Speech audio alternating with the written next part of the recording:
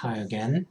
Um, as I said, we would like to fill out this joint probability distribution table, and we have unconditional probability and two conditional probabilities as the given information.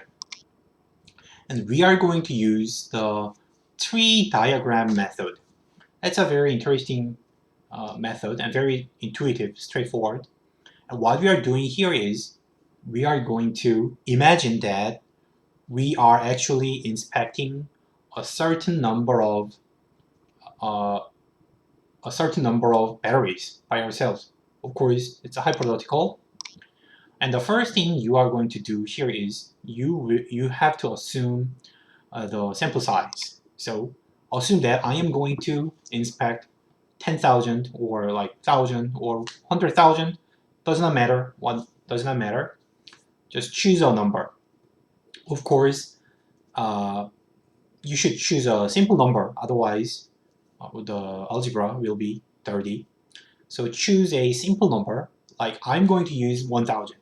Here, 1000 is fine, but you may use 100 or 10,000, does not matter. In the end, they'll be the same. And now imagine there are 1000 batteries in front of you, imagine. And you are inspecting them, whether first they are domestically produced, and second, whether they are defective or not.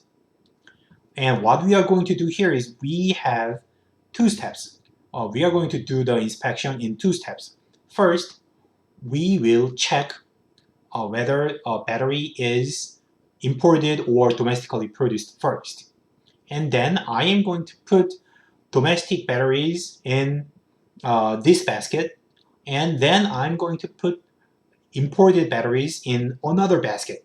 So I will classify 1000 batteries into two piles.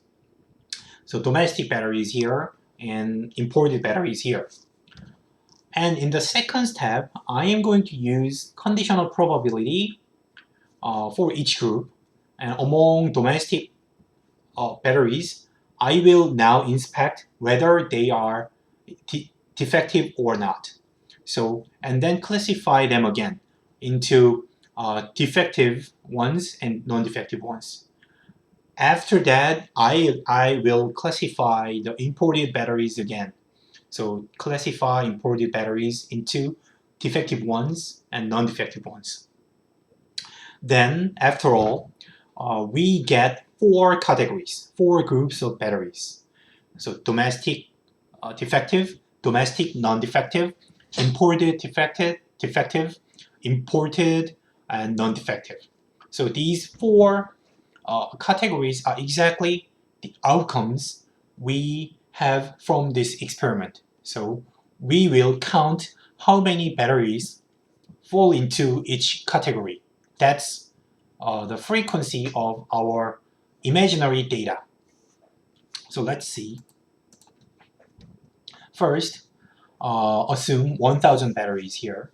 1000 products are inspected, and we are going to use unconditional probability because there is no information at this point.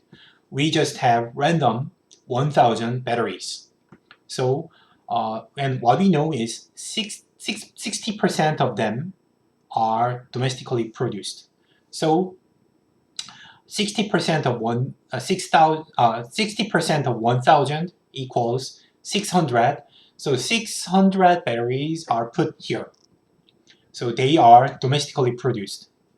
Then automatically 1000 minus 600 equals 400. 400 batteries are imported. They are not domestically produced. So classified 1000 batteries into two groups in this step.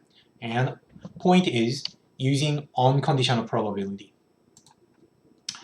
In the second step, I start from the left node. From the left, there are 600 domestically produced batteries. And now I am going to check if they are defective or not. And we know that only 2% are defective. So among 600 batteries, 2% is 12, right? So 2% of 600 equals 12. So 12 batteries are put aside. They are defective. And then 600 minus 12, 588 batteries are automatically non-defective. So we now divide 600 batteries into 12 defective ones and 588 non-defective ones. And the left side diagram is complete. Now we are going to do the same thing for the right hand side node. The right side node has 400 imported batteries. We have to use a different conditional probability here because now the condition is different. Previously, at the left node, we used 2% because we knew that 600 batteries were domestic. But now there are 400 batteries, and what we know is that they are imported. So that's the condition, the information we have. So we have to utilize that information in the probability and classification. So now in this group, 7% are defective, and 7% of 400 is 28. So 28 batteries among 400 imported ones are defective, that is put here, and the other 372 batteries are not defective, that is the final last category.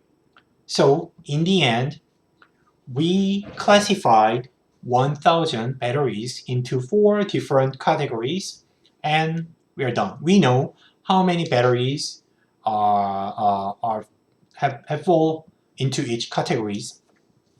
So what we need is just these 4 numbers. These informations are what we wanted from this method.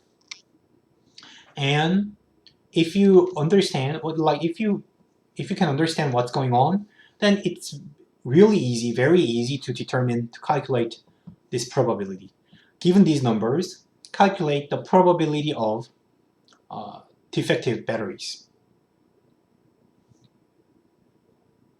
And try this, and if you need more time, pause the video now. Pause the video, and I will turn to the next page now. Like you may make this frequency distribution table from those imaginary data. We made up an imaginary data with sample size 1,000, and for each category, one number corresponds.